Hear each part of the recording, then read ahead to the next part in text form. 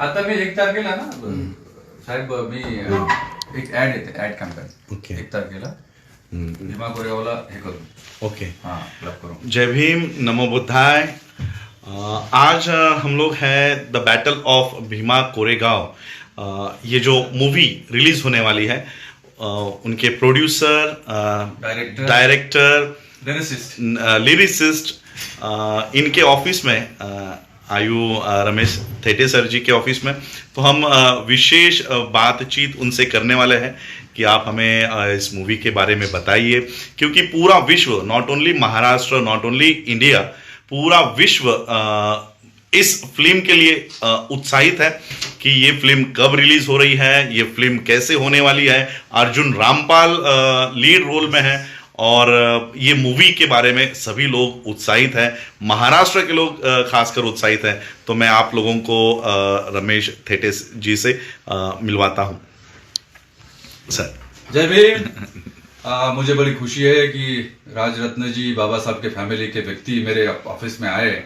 बड़ा अच्छा लगा और मेरा सम्मान है ये आपने विजिट किया इस ऑफिस में. मेरा ऑफिस में नहीं है मतलब बल्कि सबका ऑफिस है और आपका ऑफिस है. हाँ. और मैं इतना ही कहना चाहता हूँ, ये जो फिल्म है ये बाबा साहब के विचारों को ध्यान में रखते हुए इसका जो नैरेटिव है वो नैरेटिव हमने सेट किया.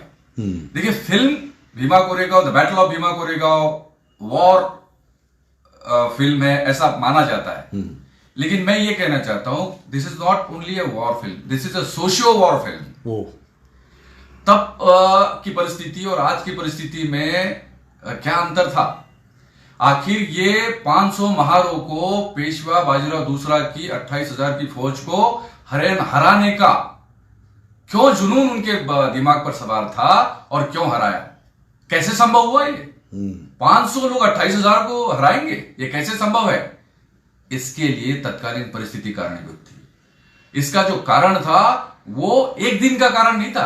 एक दिन में ये लड़ाई जो हुई थी, एक दिन की हुई जरूर है, लेकिन इसके पीछे की कहानी बहुत बड़ी लंबी है. और बल्कि ये दो सेनाओं के बीच की लड़ाई नहीं थी, दो संस्कृतियों के बीच की लड़ाई थी. एक समानता और दूसरी असमानता. तो दोनों जो लड़ाई हुई, समानता वाले जीते, असमानता वाले हारे. और यही इस फिल्म की खासियत है. आप देखेंगे और आपको मजा आएगा. कभी आपको लगेगा कि ये क्या हो रहा है, और कभी लगेगा इसको काट डालूं. कभी आपके रोंगटे खड़े हो जाएंगे, कभी आपके आंखों में आंसू आ जाएंगे. लेकिन आप इस फिल्म को इतना एंजॉय करेंगे, इतना आपको अच्छा लगेगा ये मेरी फिल्म है. और ये वाकई इस समाज की फिल्म है, ये आपकी फिल्म है. ये मेरी फिल्म नहीं है, आपकी फिल्म है जी. सर ये हिंदी में रिलीज हो रही है जी, और साउथ के लोग भी इसे देखना चाहते हैं. मेरे पास बहुत सारे साउथ के लोग मैसेज देते हैं कि हमें भी हिंदी उन्हें इतनी समझ में नहीं आती. तो उनके लिए आपका क्या नियोजन है.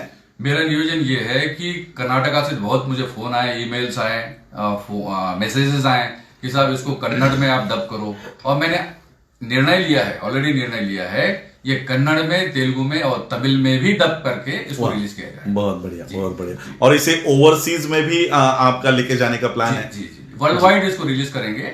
अमेरिका, इंग्लैंड, जापान, ये तो 3 कंट्रीज तो ही हमारे, थाईलैंड, और भी कंट्रीज में इसको रिलीज करेंगे. और ये वाकई इंटरनेशनल फिल्म है. नाइस, बहुत.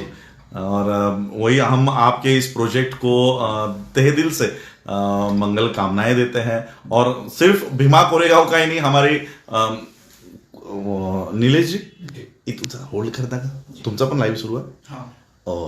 लाईव्ह नाही, मग मी त्या साईडला येऊन क्वेश्चन करतो.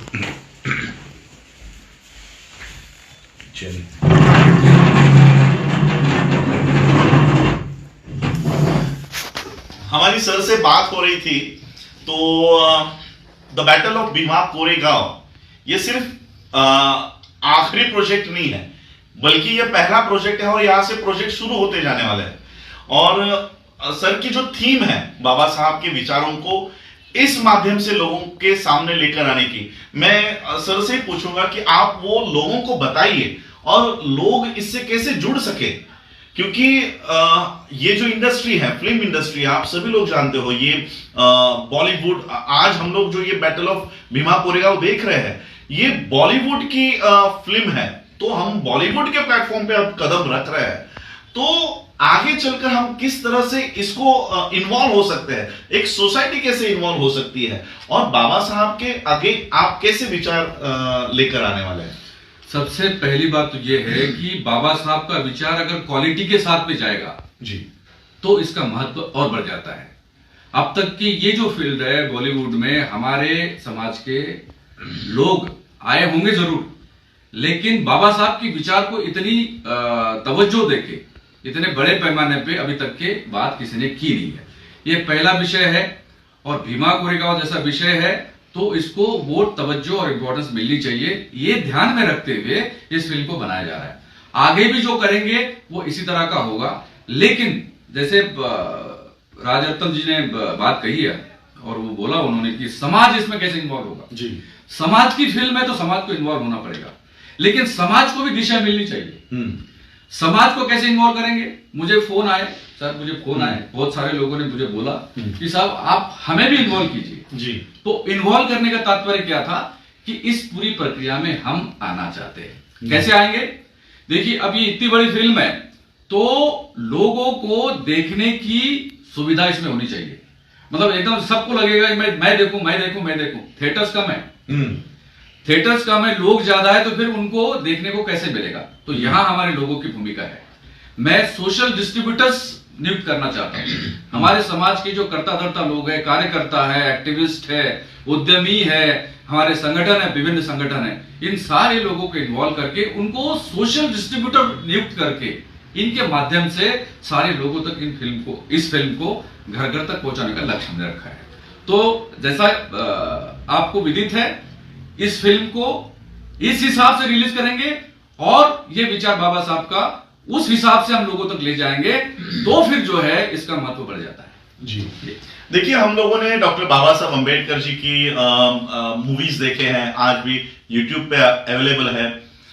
जब्बार पटेल जी के डायरेक्शन में ये मूवी बनी, लेकिन ये मूवी थी गवर्नमेंट फाइनेंस, ये गवर्नमेंट फाइनेंस मूवी थी। और फिर कहीं ना कहीं जब गवर्नमेंट इसे फाइनेंस करती है तो ऑब्वियसली गांधी को ग्लोरीफाई करती है या पटेल को ग्लोरीफाई करती है, क्योंकि पैसा उनका लगा हुआ होता है।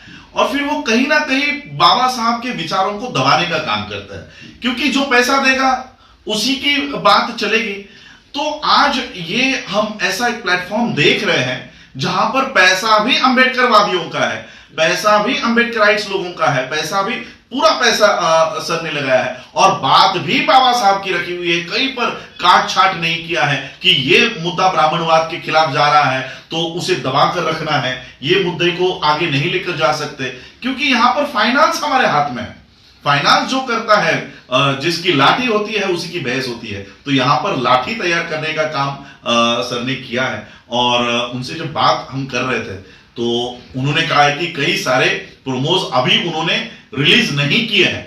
जब ये प्रोमोज जब ये फिल्म रिलीज होने के कगार पर होगी, जब ये प्रोमोज आएंगे तब शायद, देखिए अभी भी कुछ लोगों की थ्रेट्स है, कुछ लोग इसको बंद करवाना चाहते हैं। तो अभी तो शुरुआत है, मैं तो कहूंगा कि अभी तो शुरुआत है। अभी आगे और प्रमोज जब आएंगे तो मुझे आप बताइए कि जब आर्थिक सोर्स, फाइनेंशियल सोर्स अगर हमारे हाथ में हो तो हाँ, बॉलीवुड ये एक बहुत बड़ी इंडस्ट्री है, तो इसमें कितना फ्री हैंड हमको मिलता है? ये पूरा फ्री हैंड है, वो तो हम डिसाइड करते हैं जी, किस तरह की फ्रेम होना चाहिए, स्क्रिप्ट में क्या होना चाहिए क्या नहीं होना चाहिए, हमें कोई डिक्टेट नहीं करता जी, क्योंकि हम मालिक है इसके जी, अंबेडकरवादी मालिक है इसके। और मैं जो कुछ भी हूं या आप जो कुछ भी, बाबा साहब की देन है जी। तो बाबा साहब के विचार को यदि हमको आगे ले जाना है, और हमारा पैसा है, हमारे समाज का पैसा है, इसमें मेरे साथ और भी लोग हैं जिनका पैसा लगा है, छोटे छोटे किसान हैं जी, 3000 किसानों का पैसा लगा है इसमें, मेरे साथ मेरा भी है उनका भी है, सबने मिलकर ये किया है। तो जब हमारा पैसा है, हमारे समाज का पैसा है, तो बाबा साहब ने जो कहा वही आएगा जी। जो भीमा कोरेगांव असल में हुआ था, उसके पीछे की जो परिस्थितियां थी वो सारी की सारी परिस्थितियां इसमें आपको देखने को मिलेगी, और फिर लगेगा आपको कि ये हमारा काम है। जी जी। तो यही हम आपको रूबरू करना चाहते थे कि the battle of Bhima Koregaon अब रिलीज होने वाला है। सर ने उसकी शूटिंग पूरी की है, अब क्लाइमैक्स भी नजदीक है जी। तो ये जो मूवी है ये समाज के लिए एक बेंचमार्क होगा। ये बेंचमार्क होगा कि बाबा साहब को मानने वाले लोग भी बॉलीवुड के प्लेटफॉर्म पर आकर बॉलीवुड को टक्कर देने वाली फिल्म बना सकते हैं और टेक्नोलॉजी का इस्तेमाल करते हुए एक्टर्स और जो कुछ है, कहीं हम लोग वहां पर कम नहीं है, हम किसी से कम नहीं है। जब हमको वो प्लेटफॉर्म मिल जाता है तो हम उसी तरह का तोड़ हम दे सकते हैं। ये भी एक बैटल ऑफ भीमा कोरेगांव के पीछे एक बेंचमार्क सेट हो रहा है और आगे चलकर इसी तरह के बाबा साहब के विचारों के ऊपर आगे और हम लोगों को रमेश थेटे जी के ओर से ये सब्जेक्ट्स देखने को मिलने वाले हैं। तो मैं आप सभी लोगों से कहना चाहूंगा, चाहे जो लोग मुझे भारत भर से सुन रहे हैं, भारत के बाहर से सुन रहे हैं, इस मूवी को एक एंटरटेनमेंट का या मनोरंजन का साधन नहीं, हमारा इतिहास क्या है और जो समता और असमानता के बीच जो एक लड़ाई हुई है, उस लड़ाई को, हमारे इतिहास को पहचानना जरूरी है। और वो इतिहास, बाबा साहब कहते थे कि जो अपना इतिहास नहीं जानते वो इतिहास क्रिएट नहीं कर पाएंगे। तो ये इतिहास जानने का एक नया जरिया ऑडियो विजुअल के माध्यम से, मूवीज के माध्यम से, थिएटर्स के माध्यम से आप लोगों के सामने सर लेकर आ रहे हैं। तो आप सभी लोग सर का जो प्रयत्न है, कोशिश है, उसे सराहिए, उन्हें प्रोत्साहन दीजिए। इतना ही कहते हैं और रुकते हैं। जय भीम, जय भारत, जय बुद्ध। जय Bhim. Thank you sir. Thank you.